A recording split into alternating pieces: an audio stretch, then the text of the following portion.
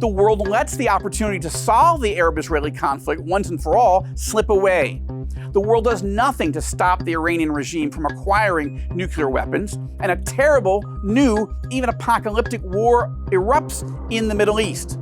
The world continues to appease and coddle a corrupt and anti-Semitic Palestinian leadership, emboldening them to keep choosing terror instead of peace. And the world ignores the perils of artificial intelligence. Last Friday in Manhattan, Israeli Prime Minister Netanyahu delivered one of the most important speeches of his career. It was certainly one of his finest. Let me show you why. The first thing that struck me was that Netanyahu chose to frame his remarks to the most powerful leaders in the world by quoting the Bible. Take a look. Ladies and gentlemen, over 3 millennia ago, our great leader Moses addressed the people of Israel as they were about to enter the Promised Land. He said they would find there 2 mountains facing one another. Mount Gerizim, the site on which a great blessing would be proclaimed, and Mount Ebal, the site of a great curse. Moses said that the people's fate would be determined by the choice they made between the blessing and the curse. That same choice has echoed down the ages, not just for the people of Israel, but for all humanity. We face such a choice today. It will determine whether we enjoy the blessings of a historic peace, of boundless prosperity and hope, or suffer the curse of a horrific war of terrorism and despair. Netanyahu then argued that the world must make a choice today between 2 entirely different paths, between blessings and curses. Path number 1, the world, led by the United States, helps Israel and Saudi Arabia make an historic peace treaty that will effectively end the Arab-Israeli conflict and persuade many other Arab and Muslim states to make peace with Israel as well. The world persuades Iranian and Palestinian leaders to lay down their arms, lay down their weapons, and choose peace with Israel and prosperity for their own people. The world cooperates to ensure that the dawn of the age of artificial intelligence is handled wisely so that it can bring new blessings of peace and prosperity to all mankind. Okay, that's path number 1. Now, what's path number 2? The world lets the opportunity to solve the Arab-Israeli conflict once and for all slip away. The world does nothing to stop the Iranian regime from acquiring nuclear weapons, and a terrible, new, even apocalyptic war erupts in the Middle East. The world continues to appease and coddle a corrupt and anti-Semitic Palestinian leadership, emboldening them to keep choosing terror instead of peace. And the world ignores the perils of artificial intelligence. Humanity is replaced with machines, jobs are decimated, tyranny emerges, and AI leads the world into an unimaginable era of catastrophic war.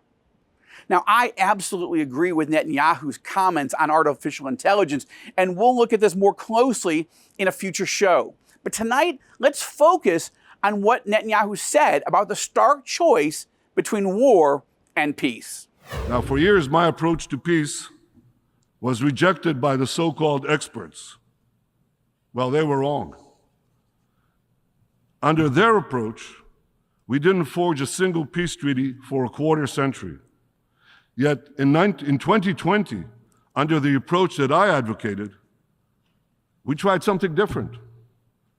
And in no time, we achieved an amazing breakthrough. We achieved 4 peace treaties working with the United States. Israel forged 4 peace treaties in 4 months with 4 Arab countries: the United Arab Emirates, Bahrain, Sudan, and Morocco. The Abraham Accords were a pivot of history. And today, we all see the blessings of those accords. There's no question.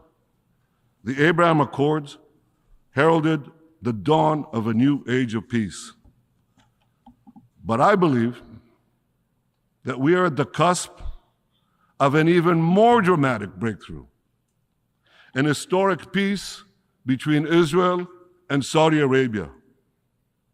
Such a peace will go a long way to ending the Arab-Israeli conflict. It will encourage other Arab states to normalize their relations with Israel. It will enhance the prospects of peace with the Palestinians. It will encourage a broader reconciliation between Judaism and Islam, between Jerusalem and Mecca, between the descendants of Isaac and the descendants of Ishmael. All these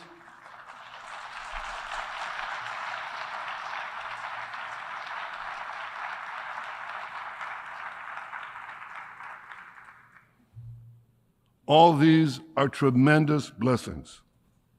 2 weeks ago, we saw another blessing already in sight. In the G20 conference, President Biden, Prime Minister Modi, and European and Arab leaders announced plans for a visionary corridor that will stretch across the Arabian Peninsula and Israel. It will connect India to Europe with maritime links, rail links, energy pipelines, fiber optic cables.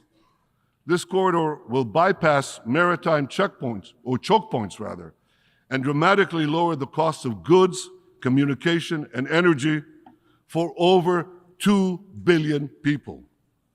What a historic change for my country.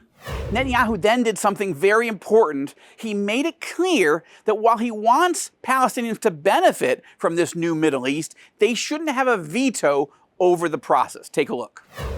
I've long sought to make peace with the Palestinians, but I also believe that we must not give the Palestinians a veto over new peace treaties with Arab states. The Palestinians could greatly benefit from a broader peace. They should be part of that process, but they should not have a veto over the process. And I also believe that making peace with more Arab states would actually increase the prospects of making peace between Israel and the Palestinians. See, the Palestinians are only 2% of the Arab world.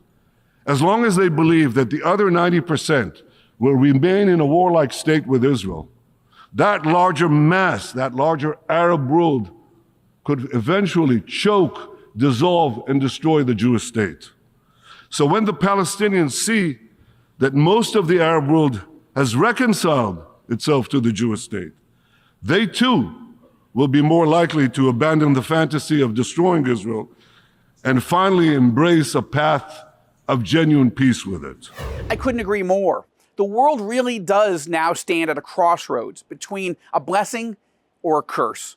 Peace and prosperity with the Saudis and the rest of the Arab Muslim world, or decades of war, terror, and darkness led by the Iranian regime, led by the Palestinian leadership.